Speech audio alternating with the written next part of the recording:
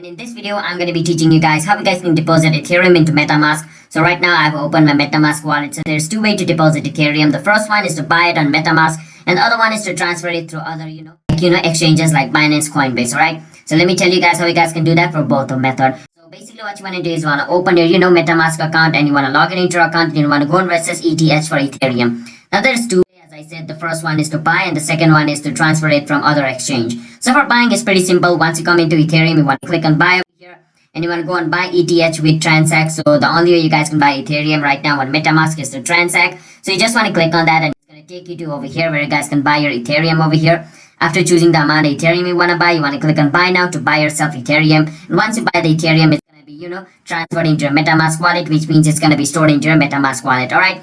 Now for other thing on how you guys can receive is basically to receive it from other exchange, you want to know the wallet address. So basically you want to click on receive. After you click on receive, you want to copy this wallet address over here. After copying this wallet address, you want to take it to the place from where you are transferring. Let's say I'm transferring Ethereum from Binance. I can go into Binance and paste this wallet address, and when I'm transferring my Ethereum, it's going to be transferred over here, and basically my Ethereum is going to be, transferred to Metamask, and it's going to be stored on my wallet in another one, deposited in Metamask.